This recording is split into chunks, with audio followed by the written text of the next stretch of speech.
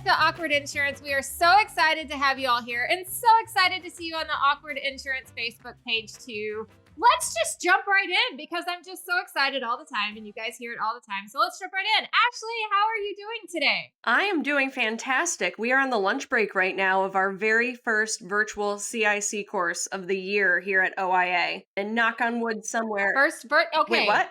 We've been like virtual since 2020. Yeah, I know, but we've been partnering graciously with Pennsylvania since I started and took over this role because we didn't have the capacity to run it ourselves. So this is the first year that I'm actually running a virtual CIC course in our brand new learning portal nonetheless. Oh, so how's it going? So you're doing the web coordinator thing? Yep. And everything is going really well. I had a really fun opening this morning. It was playing music and doing a scroll through with slides, and everyone got into the learning portal okay. Everybody's been answering 100% of the polls with no technical issues. Like, I don't know what's going on. Everything's going pretty smooth. Congratulations. Which course? It is the CIC commercial property. Taylor, you have CIC behind your name. I do. Have you taken that one? I did. It was pretty tough. It was brutal. Yeah. How long have you had your CIC? I got it February of last year. So Okay, so all that stuff is still really fresh in your head. fairly, yeah. It took me probably longer than most. It took me like almost 4 years to complete all 5. That's okay. Yeah. You have 5 years to complete it, That's so 4 years is ahead of the game. Yeah. So was the year that you took 2 courses, was that like, ooh, this is too much. I would never want to do that It was a again. lot. I mean, and I It was a lot. can't lie. I didn't pass them all, so I had to take a few extras to get through them. But yeah, there was once I took I think 3 in 1 year. I did 2 back to back. Well, now that we have an expanded window where you can take the exam in like a week and give yourself some time to study, that's helping a lot. Why do you think you didn't pass the first couple? I was just so new. I got thrown into it like 3 months into being in insurance. So So, you're literally the poster child for here's your desk, have fun. yep. And my father-in-law's like, I didn't even know how to spell the word insurance. And he's like, Your father-in-law did it oh to yeah, you? I saw that you're a part of your in-laws I agency, am. correct? You said you said that you actually like working with your I in-laws. do. That is It's a weird that thing. is so precious. I know. Yep. Yeah. So, and he loves you so much that he thought he would just baptism by fire. Oh. Here's your desk, have Oh fun. yeah. Before even starting, they threw me in the producer school through National Alliance. I did that. And then he said, okay, great. You finished that. You come in and start working. I was a CSR in the beginning. And 3 months in, and he said, okay, you're going to take your first CIC class. I knew nothing about it, knew nothing what it was. He said, it's the commercial property and good luck. And I got to the class and it was like German or another language. Like I didn't know what I was listening to. I knew nothing about it. I was sitting there through the whole class, like so overwhelmed. I got to the test. I was like, I don't know any of these answers. So I failed that one because I was so new. I mean, that's understandable. I'm sitting here like after what I listened to today, and I'm in the insurance industry for 13, 14 years now. Yeah. Like, granted, I was only half paying attention. I don't know that I would pass the test. I mean, it's something Right. that you really have to. It's not like, yeah, I've done personal lines or I've done commercial lines, so I can only imagine after 13 years if I'd be sweating it out, how you would feel after 3 months and be like, Oh okay, yeah. maybe we should have started with like CISR or something. Right. And I did a little bit of that in the producer school, but it wasn't nearly like this. And I was just like, whoa. And he kind of chuckled about it and was just like, yeah, these aren't easy, but I knew that you would be good at it. And I was like, well, I wasn't that good. And so I did take a little break because I was like kind of discouraged. I was like, I don't think I'm ready for this. So I waited like 6-8 months to do the next one. And then I passed that one and I was like, oh, this is it, And then I did. You got the hang of it. Yeah. And then one of them I failed is because I was commuting from home. You didn't try to take the test on the road. No, because it was all in person. okay. It was all at the Like, class. that's masterful. But I wasn't studying because I'd come home and I had a little baby at home. So I was like, I'd come home, we'd eat. I wouldn't have much time to study. And then I'd go back for the next day. The rest of them, I had to stay in the hotel. I had a hotel room. I was like, I'm going to lock myself in this. I'm going to study for 2 days. And then that really helped me like pass those because I just had to study. I'm just not a good school person. And so it was just like, I really had to work extra hard to pass those. So Yeah. Okay, so you took those. You also said that you did the producer training, which I think is called the dynamics of selling, Yeah. is what it is. Yeah. And I honestly don't know a whole lot about how you like Oh, that. it was fabulous. I don't know if they still have it when I did it back in 2015, but it was like 2 weeks and I stayed in the hotel and it was a bunch of new producers or agents. They were all at different agencies and stuff, and it was fabulous. I learned so much as like just the basics of selling, and it was with Jeff Woodika, and he was awesome. I learned so much from him. You know, they helped me figure out a niche, figure out how to put up together apps. Like there was so much to it that really kind of gave me the base knowledge of like how to be a producer because I knew nothing again, and it was really good. I really enjoyed it. That's awesome. So technically it wasn't here's your desk, have fun. They did try to put you through some They level did. of training. Yeah. They just threw Okay. me in the I think CIC that's good. early on, and they were like, "Good luck." Yeah, that's Yeah. good. That's really interesting. That's funny how that conversation just evolved and how you went into your CIC and then the dynamics of selling because now we have a new opportunity that Meg McKean partnered with us on and it's producer coaching. And so it's Oh. brand new, just started, and I'm really excited about that. I kind of wish I was producer now, but that's okay. So we just kind of jumped into that by accident. It was a total accident. So let's go ahead and introduce who we're even talking to because all I said was just so Taylor. So I'm really excited that we have Taylor Garcia with us today. This podcast has been a minute in the making. We've had so many scheduling snafus. It's not even funny. I think 2022 or 2023, Jesus, I'm not even in the right year, just kind of started off in a weird kind of way. Yeah, so you first reached out to me on Instagram, I think, which I'm currently sucking at, by the way. And when I was like, oh, we've got to get back to Taylor, I want to talk to Taylor. I went to Instagram and it was just like other user, like you had totally disappeared. I was like, what did I do? Does he not I like think I me? can Where did he answer the go? mystery. I think I can answer the mystery. What's the mystery? Is this because I bet it was so long ago, Taylor has combined his personal and professional accounts into one Yeah. to make it more personable towards both his clients and his friends. Bingo. Okay. Yeah. So I must not be friends with your other profile then. That may So I be. must have just been friends with your professional profile and we're not on a personal basis. That's okay. That's okay. It's okay. We might need to dive into that in a minute about why you decided to combine those two. If we get there, we will. If we don't, we Okay. don't. But you're also the vice president at Jackson and Jackson Insurance Agents and Brokers. Did I get all that right? Yep. With a focus in commercial lines insurance, but you wear a few other hats too. You're really big into media and branding. I think you even might have referred to yourself as a geek. I'm a geek in that area. Yeah. And you have a side hustle in photography and videography as well. I think I've seen more of that lately. Your marketing, your photography and videography stuff, which is really fun to have a passion. Is that a passion project for you? Or is that like a legit, we're going to get this off the ground and make something out of You it? know, it's funny because that was supposed to just be a side passion thing. And it was like I started with just taking photos of my friends' stuff or like the families we had. I started actually with bands. I was doing photos for bands and it kind of gravitated towards I had some friends that had families and they were like, hey, can you take photos for my family? I was like, yeah, sure. And then it was like, I had a baby. Do you do newborn photos? I'm like, never done it, but I can Those are try. hard. And then it just naturally then my wife joined in and she was like, I want to help you with this because she was great at like the posing and handling the babies and doing all that. And so I was like, awesome. Like you do all that. I'll just take the photos. And so it just took off. I mean, we weren't advertising it. We weren't promoting it really. I mean, a little bit here and there, but not much. And it was just word of mouth. Then we started doing, we got asked to do weddings and then we were doing like big things. And so the last couple of years, like I think this past year we did like 40 shoots in like 3 months. And I told my wife, I was like, I either need to like slow down or like we need to do this like because it was taking up, it was hard to juggle both the agency plus this. And it was turning into this beast. And I was like, wow. And then a lot of people started then asking me to do video because they were watching my videos and they were like, can you help me with my videos? And I was like, sure. And then I just realized I wasn't sleeping because I was editing till 3 or 4 in the morning. And I was like, okay. So I have kind of taken a step back a little bit on that. I'm being a little more selective on who we help on that end because I was like, I just can't do it all. You know what? Take photography and videography out of that entire conversation and insert insurance. And literally, the conversation is the same about anybody who jumps into insurance, especially as like a scratch startup agency. If you go that route rather than, taking the CSR to producer to yada yada Sure. route, but like you jump in and then somebody's like, hey, since you're in insurance, would you do mine? And you're like, yeah, sure.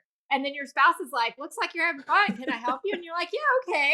And so they come over and then you start doing this. And you're like, hey, I'm pretty good at personal lines. Why don't we add commercial to it or vice versa? Whichever you started with. You're like, yeah, I'm doing good at that. Well, as long as you're doing that, let's add the niche of trucking. Absolutely. And then eventually you realize your agency has gotten so sporadic and you've got no focus Right. and you've grown to this point where you're like, okay, now it's time to take a Yep. pause and center ourselves and decide what we want to be selective about because that's what a lot of producers do anyways is they're so hungry to get anything even if they're not running the agency. They're so hungry to get anything that they take everything and then they realize there is really crappy business out there that you don't want to take. Yeah. And so there comes a point where you're like, all right, I think I've earned enough that now I'm okay with losing some and gaining the right type of business. So that's the whole time that you were talking about Yeah. photography. I was like, that's applicable to Right. insurance. And so is that. And that is too. No, absolutely. I just love how that I went. agree 100%. And it was like maybe because we weren't charging a lot because it wasn't our full-time jobs and but I related to insurance absolutely because I was in that boat where even we have a couple new producers that are just writing everything under the sun, but now we're seeing some of them a couple months in cancel and he's writing stuff that maybe isn't as profitable or they're kind of a pain in the butt client or whatever it is. And I told him, I said, I get it. I've been there of like, it doesn't matter what you write. Like, I just want it all. And then you realize after a year or two in, you got this huge book of people that are maybe falling through the cracks or you're chasing payments or you have one policy with them and they won't give you anything else. And it's just like, okay. So I've had those times and I'm at the point now, thankfully, where I did kind of look at my book and I was like, okay, I'm going to piece this out and kind of just keep the ones that are profitable because it was a small percentage was what is it? They say like 80% of your revenue is 20% of your clients. And that was like absolutely true for Yes, me. Like I looked at it and I was like, oh, wow, there's a big chunk that I had small little policies that were eating up a ton of my time. absolutely. It's going to be fascinating when you come back like a few years from now and talk to that producer and see how their opinion has changed on how they approach things. We talk about this all the time about how you are hungry for all of that business in the beginning and it doesn't matter what it is, you just want to get it. But then you look back 5 years later and you're like, okay. And with my I talk about like dating your clients. Like, would you want to go on a date with them? Would you want to sit down at family dinner with them? If the answer is no, then probably not your kind of client. Right. Absolutely. And it just makes your job better if you're like the clients you're helping, Exactly. because you don't want to. I had those where I get a call and I'm like, oh gosh, it's so and so calling. Like, oh no, I don't want to talk to him. So that 80-20 rule, do you actually know what that principle is called? I don't. I've just heard a few people talk about it and I started to like evaluate my own stuff and I was like, wow, that's really true. It is an 80-20 rule. It's called the Pareto principle. It's Pareto principle. I had to look it up because I don't spell very well. But yeah, it's an 80-20 rule. But for anybody that's listening, I want to kind of expand on that just a little bit since you kind of touched on it. It doesn't have to be 80-20.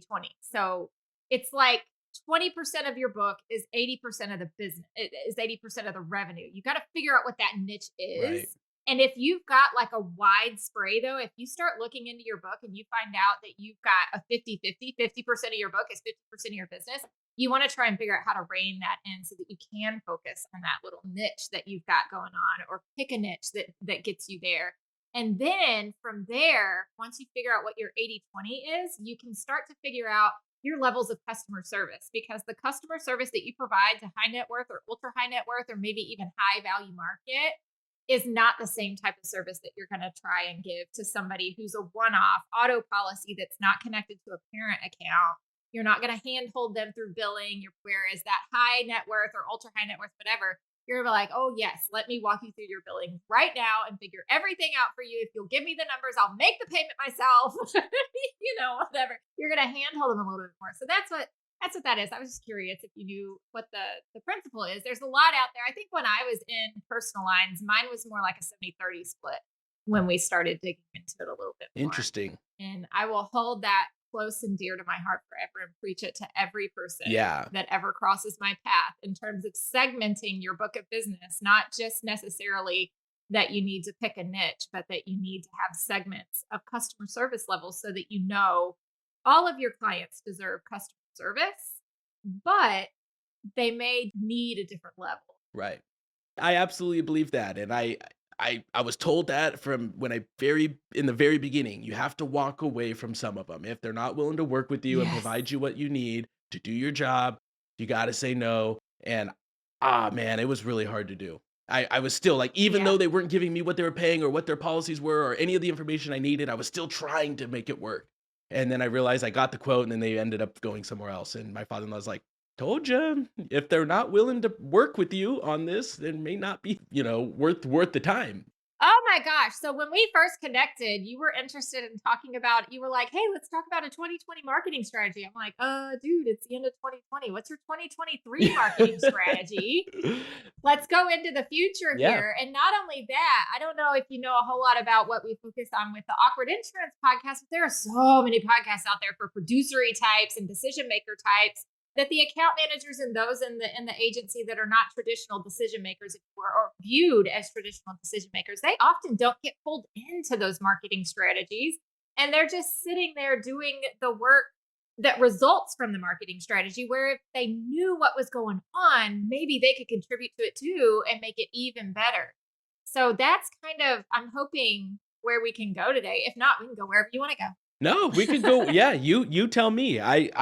There's a lot of marketing stuff that we do try to include the team as much as they hate it when I walk out. Like there's I see on social media. There's a reel of like the marketing person comes in with like a ring light and their camera, and everyone kind of rolls their eyes. It's exactly who I am. Like I walk out with the camera. I'm like, all right, guys. Like I have an idea for this, and this, and it's not really for social media. It's more for like to our clients, and they're like, oh, okay. There's a few people that are like, no, like I don't want to do it, and I don't make them. But there's a few people that I'm like, I think this could really help. So, So, what is the Jackson and Jackson Insurance Agents and Brokers marketing strategy? it's a lot of it is okay. So I am starting a podcast with interviewing local business owners, and I'm gonna kind of segue that into our agency and like Drop talk your about. podcast name. Go ahead. What's the name of the Yeah, podcast? I just started it. It's a BYOB, but it's Bring Your Own Business podcast. And I'm just going to be talking to sales professionals. I'm talking to lenders. I'm talking to the local people in town, just like what they're doing to highlight them, bring them in and kind of show them what we do and kind of relate back and forth. So I am looking forward to that. I'm trying to keep it local. So that there is that aspect of it. But a big part of my marketing is the customer experience side. So like a lot of the videos I'm doing, it's onboarding. Hey, I send them a video. Welcome to the family. Like, this is who we are. And that's where I say I try to include my team. At like a piece of video is showing them, this is our commercial CSR. This is who this is. This is who that is. Our receptionist is this. And I try to like include everyone. So each person that gets onboarded, each person that we write, I'm trying to make it more of an experience than it is just like, hey, okay, here's your policy. And we get some people that don't even interact at all. Like I'll send it and I don't even hear back, but I'm like, okay, whatever. But then I do get paid people that are like, wow, like I've never seen this before. And I'm like, thanks. Like Yeah. all my proposals are all video. I do it all on video. I'm sharing my screen. I'm going over the quotes. I'm doing it all there so they can share it around and I can I like that. Yeah, and you know what? Before we even go further, because if somebody follows, like your videos online are really good. Like you have this stuff down, you get it. So for the agents that are listening, going, yeah, I follow Taylor or I follow somebody else that does videos. Like I can't make things that nice. I'm telling you right now, it's so just for a video proposal, it's so easy to simply go to loom.com and do a video quote proposal, and it I think you can get it for free. You can do X amount for free each month, yeah. and Canva will make you look like a rock star. If you just go on, you can get the free version, you can record yourself in the bottom doing everything. So like seriously, you got to start and you got to take a half hour, every other day to just play around in there and you will get it down. It's so easy. Oh yeah. Okay, I feel like that's a bit misleading. And let me tell you why. Okay. I use Loom and it does not take me 30 minutes. It takes me like 2 hours of 5-minute clips to go, oh my God, what did I just do with my face? Well, you got to And start all over. No, well, you just have to not watch your The face. 30-minute time frame is not accurate. All right, well, don't overthink it. Like, just talk Yeah. as though you're talking to a client. Don't look at Yeah. yourself in the camera. Just look at the screen and say, "Hey, we're going to go over your policy. Here we go. Here's what I quoted you." And don't Yep. don't look at yourself. Or, hey, shut your camera off. You can do that and just like record your voice over it. But I mean, it's better to have the camera on. It does get easier, I promise. Like in the beginning, yeah, it is harder and it takes longer because you have to do it a few times because realize I said the wrong thing or I stumbled or I rambled on the same topic for way too long, and I'm like, okay, this is not good. So I restart it. And so like for the first like year of doing it, it was difficult. I was like, I had a really hard time in the beginning because I stutter a lot, and so one thing that always my whole life I've been teased about stuttering my entire life because it was really hard for me to talk. Like I couldn't say a sentence without it. And so even now, like I do a video and I stutter through it and I'm like, oh God, that's bad. And but over time it got better and better and I feel a little more comfortable on the camera and the more I do it. And that's what I tell people. Everyone sees what I have and they're like, I want to create content, but I don't have all that stuff. I'm like, you don't need it. I just have it because I like the stuff. Like take your phone. If you want to make a social media post, take your phone out and just do it. Or if like Ash is saying, like use Loom or Vidyard or any of these other softwares that there's a free version and you can record your screen and hey John, my name's Taylor. Here's your quote. Yeah. And I'll tell you, my closing ratio skyrocketed when I started doing that. Yeah, as everybody loves it. Even here at the National Alliance, I'll use Loom to communicate with the faculty members that teach the courses that we have, Mhm. particularly if there's something that I need them to see on the screen and they love it. It says a lot about your clients too, though. Like it helps with E&O because if you sent it, you can see like, oh, hey, I sent Taylor this quote and he clicked on it and watched it for 30 seconds, got out of it, and then said, nope, I don't have any questions. Well, all right, you didn't watch the video and I have that documented, or Taylor watched it 40 times and didn't reach out with questions. Hey Taylor, saw you watch the video 40 times. You just love insurance that much? Like it really it kind of helps facilitate that conversation of, hey, is there something maybe you're unsure of? Yeah. Yeah, and the other side I get is, like, which I'm sure a lot of people see it as, is like, I'll talk to the wife of the homeowner, and she's like, "Well, my husband's at work, but I'll talk to him when I get home." And I'm like, "Okay." And I'll go over it with her, but then I'm like, "Let me send you a video of me going over it, so then when he gets home, just pull it up and show him, and so he can watch it too." So then it's not her trying to explain the policy that she learned from me, and it works out well. And both people, they always they come back like, wow, thanks so much. And I see that they watched it twice, so I'm like, okay, they both watched it, like that's cool. And yeah, I get a lot of positive feedback from it. And there's people in our office, we have producers that don't want to do it that way. They're still adamant on going to the person's house, doing that, and I have a hard time, like, okay, that's fine, you have your own ways, but I see the success in this. And so I am trying to push them in that way. Yeah. Well, I mean, everybody processes things in their own way. Everybody kind of works in their own way, even though you've got a process that works for Yeah. you. But clients, again, meeting them where they communicate too. Maybe the video thing may not work for somebody else. Okay, what other strategies do you have other than video? I mean, just there's not a whole lot of like extravagant things as far as like we still do the local community stuff, right? We're sponsoring the local stuff.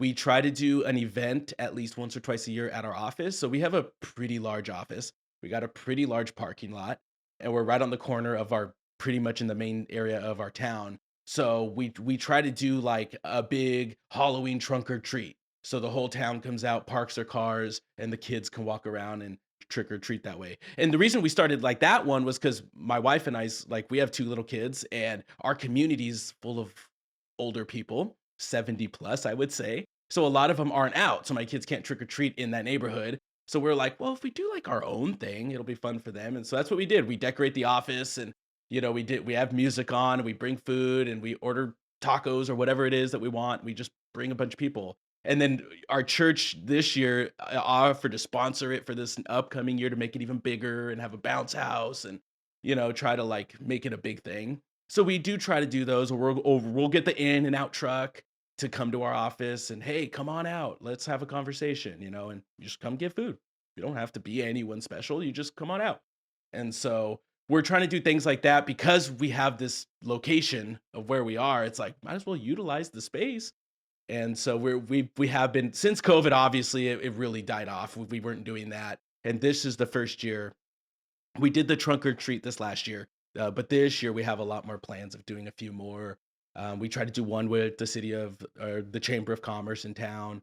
They'll help us host one, and so we're doing all that stuff. But aside from that, I mean, there's not a whole lot. I mean, I we're not really that fancy as far as like ads or like A lot of like I tried the whole Facebook ad thing. It was just too overwhelming for me. Like I don't know that side of it very well. I'm not a ad So much. Like you can't keep up with the algorithms. As soon as you've got it figured out, it's something else happening. right? Yeah, I tried it and I was like, yeah, this probably works for a lot of people. I couldn't. And I was like, and I don't really feel the need to pay someone. I didn't, you know.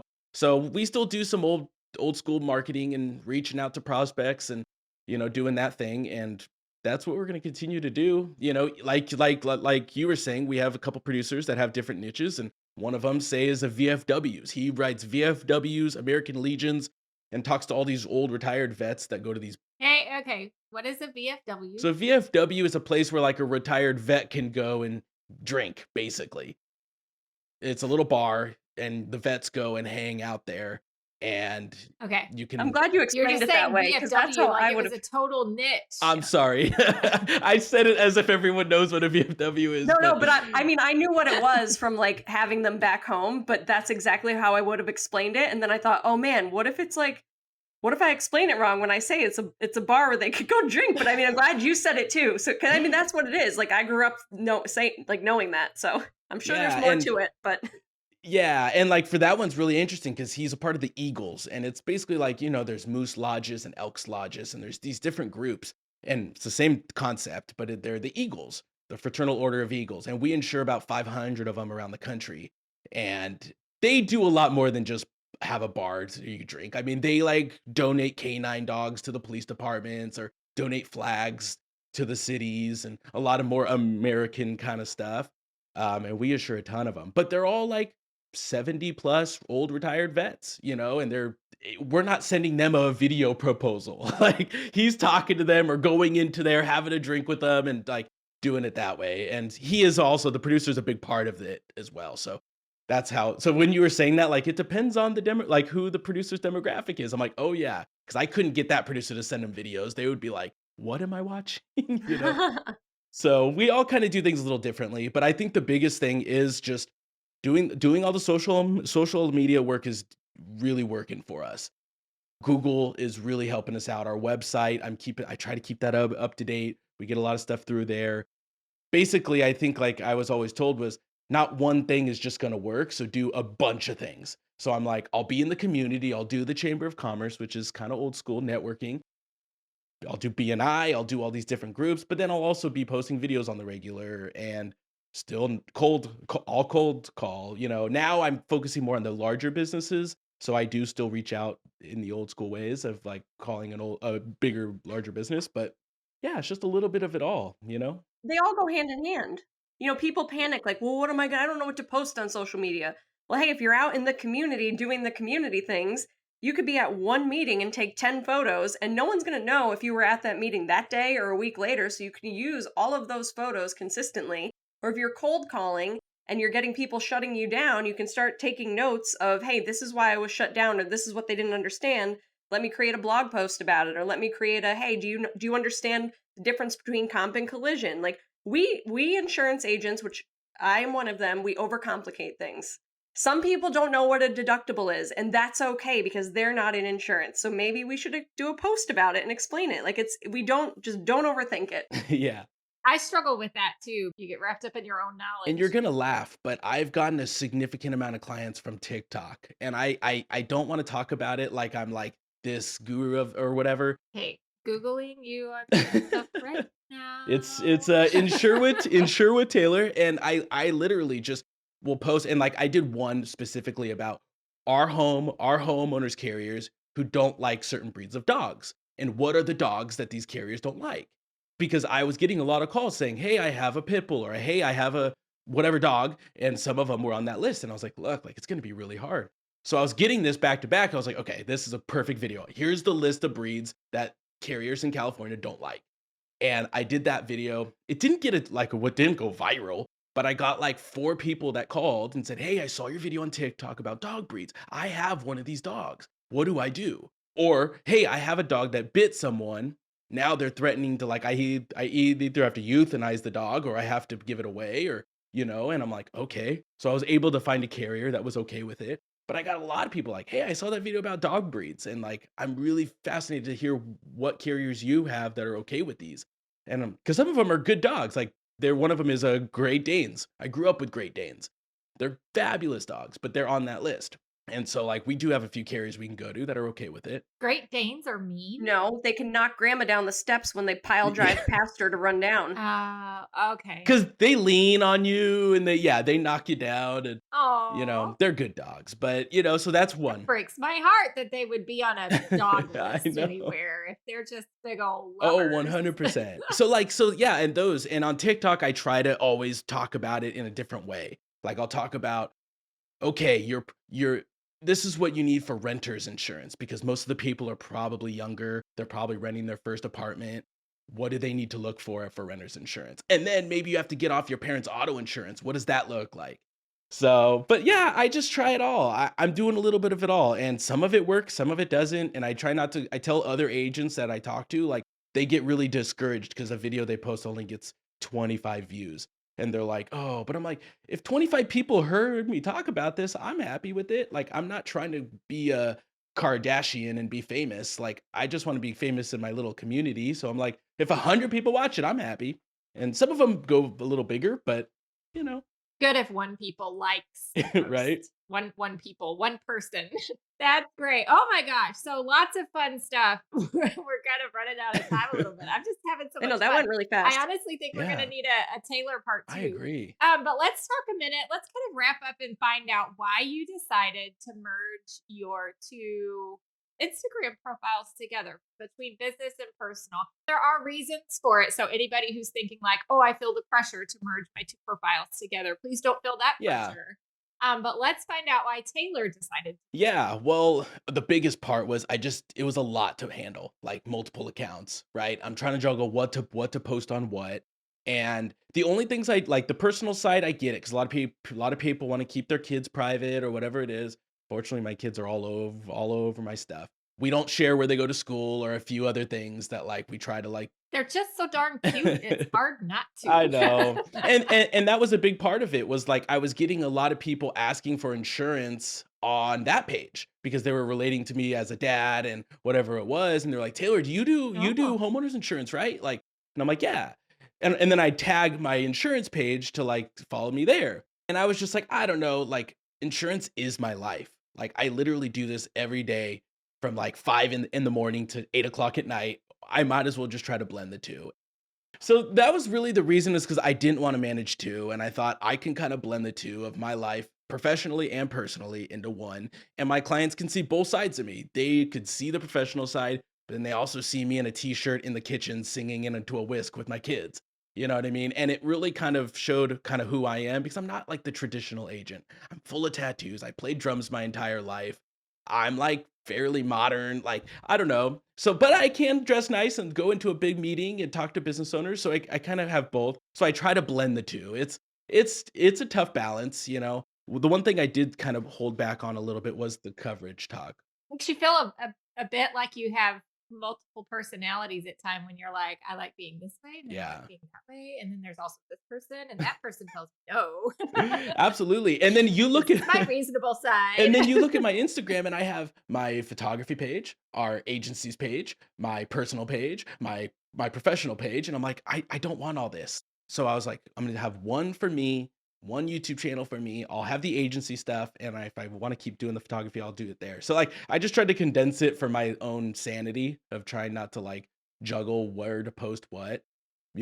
And I did lose some followers on my personal page because they're like, oh, I don't want to hear you talk about insurance. I wanted to see you sing with your kids in the kitchen. And I'm like, okay, I'll still keep doing those, but I am gonna start posting more about my journey of being an agency owner, hopefully sooner than later, and just documenting that side of it because I'm in this weird spot. Everyone thinks I'm weird for working with my in-laws, but we have a blast together and it's been fun. So I'm trying to like document both sides of it, you know? It takes all kinds to make the world go round. I really appreciate you being here today and speaking with us about like everything. Thank you for having me. I've been a big fan. That's why I reached out to you a while back. I was like, maybe if I just ask, and I was like, no, I don't think so, but maybe. Did you say you're a big fan? Yeah, absolutely. I listen to all the insurance content. I love you guys. I listen to you guys all the time, and that was the reason why I reached out because I get asked a lot about video and how to do this and how to do that. So I was like, maybe we could do something together. That would be cool. So, but I thank you guys for having me on. I really do appreciate it. Yeah, thanks so much for being on. I enjoyed this. Seriously, I'm still trying to process everything in my head because we went from A to X to M to like, I which is know. very it's typical. I mean, I'm not gonna lie, we do that all the time, but it's easy to do when you have somebody that's easy to talk to. So Well, thank you. Thank you so much for being here. It was great to get to know you. Absolutely. Thanks for hanging out and listening to another awkward insurance conversation. if you haven't already, be sure to join the Awkward Insurance Facebook community. We have an amazing group of people on there. And for more episodes, head over to the National Alliance website at scic.com. Now go forth and be awkward. Toodles! That's awkward.